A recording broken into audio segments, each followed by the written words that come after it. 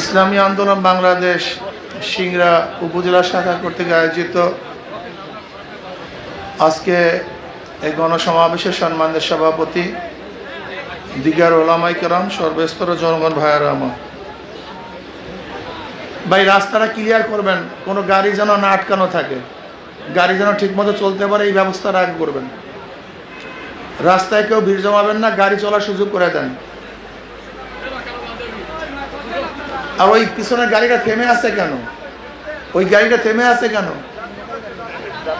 ওইটাকে যেতে বলেন, নয়তো মানুষের রাস্তার মধ্যে গ্যাঞ্জাম হবে।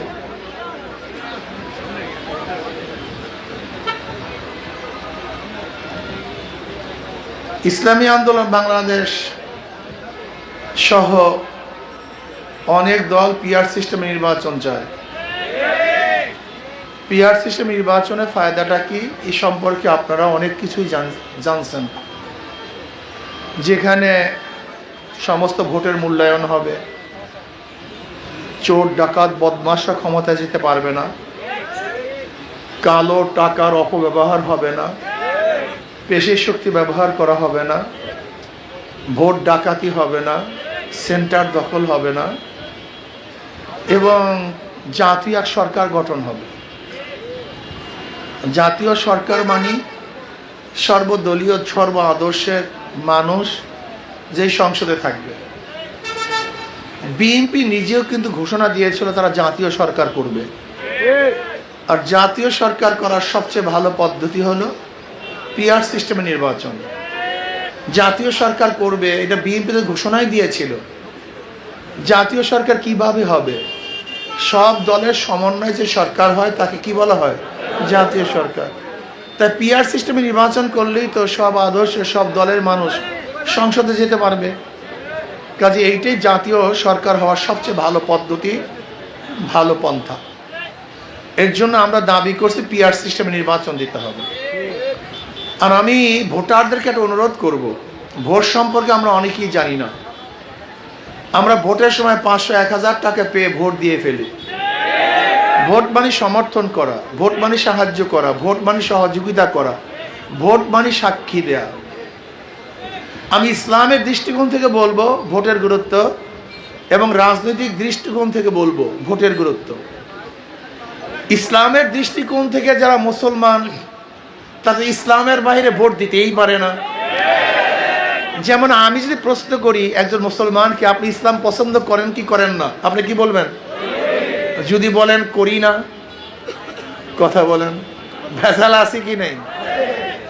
যদি আপনাকে প্রশ্ন করি আপনার নবী, আমার নবীকে আপনি নবী মানেন কি মানেন না, ইমাম মানেন কি মানেন না, নেতা মানেন কি মানেন না, আপনি কি বলবেন? যদি বলি মানি না। কাজে একজন মুসলমান ইসলামের বাইরে যাওয়ার কোনো সুযোগই নেই, কোনো সুযোগ। আর যারা কিয়ামতকে বিশ্বাস করে তাদের তো অন্য কোনো জায়গায় ভোট দেওয়ার কোনো সম্ভাবনাই নেই। ভোট মানে কি বলছিলাম? সমর্থন করা। ধরেন একজন চোর বা কয়েকজন চোর একত্রিত হয়ে খেয়ালাকে বলছে, ভাই খেয়ালা, আমি ওপারে যাব চুরি করার জন্য, আর তোমার খেয়া ব্যতীত চুরি করতে পারবো না। খেয়ালা বলছে, দেখ আমি চরমনায় মুরিদ, আমি তবলিগ করি, আমার কপালে নামাজের দাগ, আমি কিন্তু চুরির ভাগের মধ্যে নাই, কিন্তু তোমরা যেহেতু যুবকরা একত্রিত হয়েছে চুরি করবা, আর আমার খেয়া ব্যতীত চুরি করতে পারবে না, আসাটা ধাক্কা দিয়ে দিই। খেয়ালা ধাক্কা দিয়ে চোরদেরকে নদী পার করে দিয়েছে, কিন্তু সে কিন্তু চোরের ভাগই নাই। খেয়ালার কোনো দোষ আছে? কেন? হ্যাঁ, যদি ওনার সহযোগিতা না পাইতো, সাহায্য না করতো, তাহলে চোরেরা চুরি করতে। এখন আপনাদেরকেই বলি, যারা ভোটের ধাক্কা দিয়ে সংসদে বসাইছেন, যারা ভোটের ধাক্কা ব্যতীত কেউ সংসদে বসতে পারত? আপনার ভোটের সাহায্য ব্যতীত কেউ সংসদে যেতে পারত? আচ্ছা বলেন তো, আপনার ভোটের সাহায্য পেয়ে, সহযোগিতা পেয়ে, সমর্থন পেয়ে যারা মদের আইন পাশ করছে, এই দায় দায়িত্ব কে নিবে?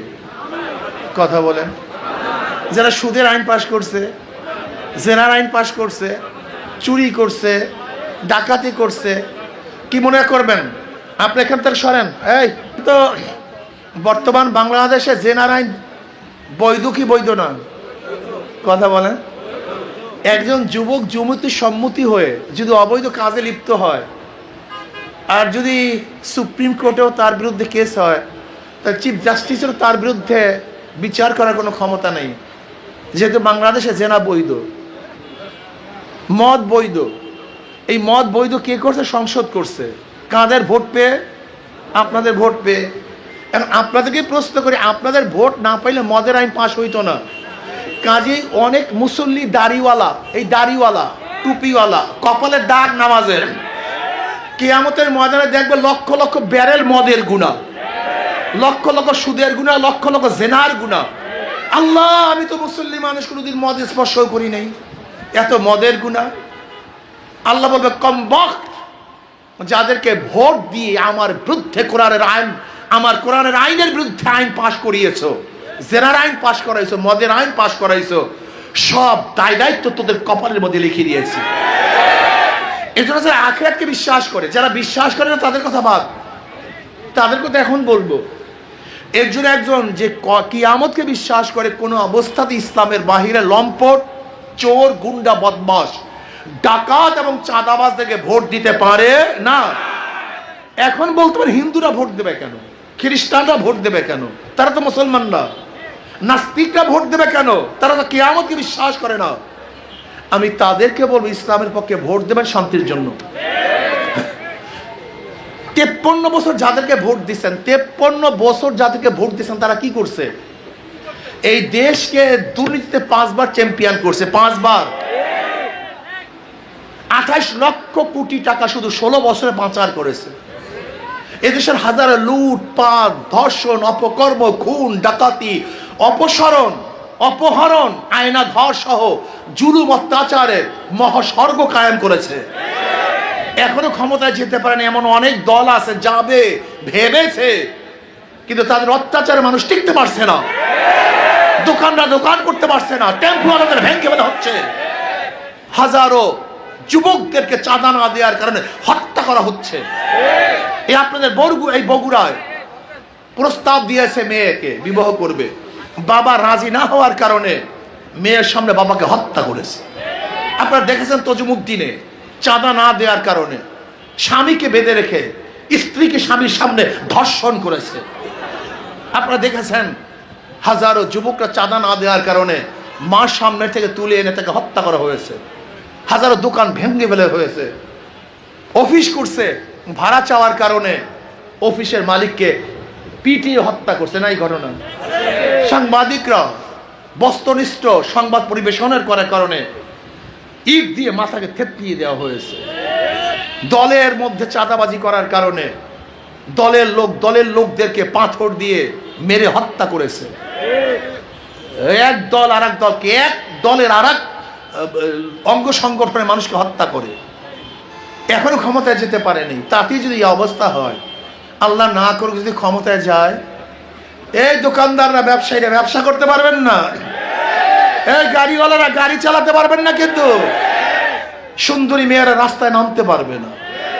এই হলো অবস্থা। সবচেয়ে আশ্চর্য বিষয়, গরিবরা ইসলামকে পছন্দ করে না। গরিবরা মনে করে ইসলাম আসলে কি হবে, ইসলাম আসলে কি হবে তুমি জানোই না। গরিবরা ইসলামকে পছন্দ। এক গাঁজাখোর একদিন আমাকে বলতেছে, হুজুর ইসলাম ক্ষমতা আসলে আমার গাঁজার অবস্থাটা কি? সে ব্যক্তি নেশাগ্রস্ত। আমি বললাম, ভাই আমি তুমি মসজিদে গিয়ে কি গাঁজা সেবন করতে পারো? বলে না। বলে কেন? বলে হুজুর পরিবেশ নেই।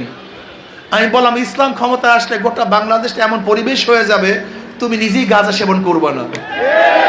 আপনাদের কিন্তু কথাটা বিশ্বাস হয় নাই। বিশ্বাস হয়েছে? হয় নাই। আচ্ছা বললাম, তো হাজার হাজার মানুষের মধ্যে ধূমপান করেন, বিড়ি খান, এমন একজনও নাই? কথা বলেন না কেন? এখন খান না কেন? একবারও মন চাইছে? নিষেধ করছি, বাধা দিছি, খান না কেন? খান। একবারও মন চাইছে? মনও চায় নাই। পরিবেশ মানুষকে ভালো বানায়, পরিবেশ মানুষকে খারাপ বানায়। চোর মনে করো যে ইসলামী ক্ষমতায় আসলে আমার চুরির অবস্থাটা কি? আমি বললাম, তুমি চুরি করো কেন? বলে আমার স্ত্রীর মুখে খানা তোলার জন্য। কেন চুরি করো? বলে হুজুর আমার ক্ষুধার্ত সন্তানের পেট ভরাবার জন্য। আমি করে বেয়াকুব, ইসলাম ক্ষমতা আসলে তোমার স্ত্রীর, তোমার ছেলের, তোমার মেয়ের এই ক্ষুধা কেন? এ দায়িত্ব তো তোমার নয়, দায়িত্ব তো রাষ্ট্রের। রাষ্ট্র তোমাকে ব্যবস্থা করবে। ক্ষুধা নিবারণ করবে, তুমি চুরি করবা কেন? ও হুজুর তাও তো ঠিক। আসলে ইসলামী সমস্ত অর্থনীতি গরিবদের জন্য, কিন্তু কপাল পরা গরিবরা ইসলাম বুঝে না। আমি চ্যালেঞ্জ দিয়ে বললাম, বর্তমানে অর্থনীতি চললে কিয়ামত পর্যন্ত কোনো গরিব ধনী হবে না, বরং ধনীরা ধনী হবে। তুমি কি জানো গোটা বাংলাদেশের অর্থনীতি কয় পরিবারের কাছে? এই গোটা বাংলাদেশের মানুষের কাছে যেই পরিমাণের টাকা, মাত্র 20-25 ফ্যামিলির কাছে এই পরিমাণের টাকা আছে। 20-25 ফ্যামিলির কাছে এই গোটা বাংলাদেশের মানুষের এই পরিমাণের টাকা। তুমি জানোই না তাদের অবস্থাটা কি। যাই হোক, ওদের মার্কার মধ্যে ভেজাল, মার্কার মধ্যে ধোঁকাবাজি। যারা নৌকা নির্বাচন করে নিজের নৌকা চালাতে পারে না, যারা ধানের শেষে নির্বাচন করে নিজেরা ধান কাটতে পারে না, যারা নাঙ্গলে নির্বাচন করে নিজেরা নাঙ্গল চালাতে পারে না, নাঙ্গল বইতে পারে না। নৌকা চালায় কারা? গরিবরা। ধান কাটে কারা? কথা বলেন। নাঙ্গল চালায় কুঠার কুড়াল দিয়া কাঠ ফাড়ে কারা? গরুর গাড়ি চালায় কারা? সব মার্কাগুলি গরিবদের, কিন্তু যারা নির্বাচন করে একটাও গরিব না। মার্কা সব গরিবদের, কিন্তু যারা নির্বাচন করে একজন গরিব না। ওর মার্কার মধ্যে ধোঁকাবাজি। নিজেরা মার্কা নিয়ে নির্বাচন করে নিজেরা মার্কা চালাতে পারে না, কিন্তু হাত পাখা এমন একটা মার্কা যে নির্বাচন করে সেও চালাতে পারে, যারা করে তারাও চালাতে পারে। নাকি ভাই? হাত পাখা চালাতে পারে পুরুষরা, হাত পাখা চালাতে পারে মহিলারা। হাত পাখা প্রয়োজন ছোটদের, হাত পাখা প্রয়োজন বড়দের।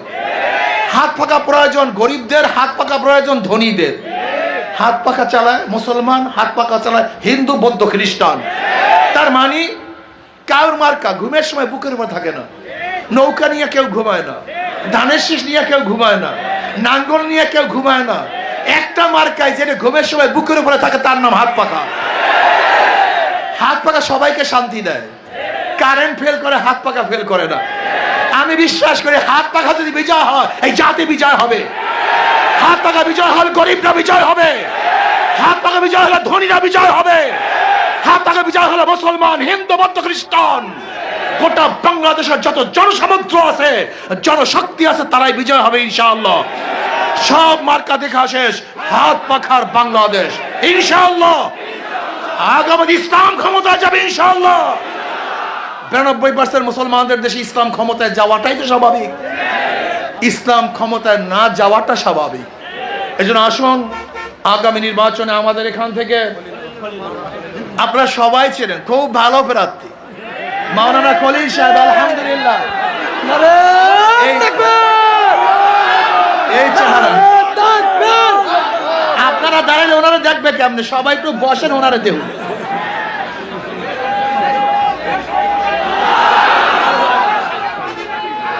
এই চেহারার মানুষগুলি যখন ক্ষমতায় যাবে, সংসদে যাবে, ওই সংসদে জেনার আইন পাশ হবে, মদের আইন পাশ হবে, সুদের আইন পাশ হবে, চোর ডাকাত তৈয়ার হবে না।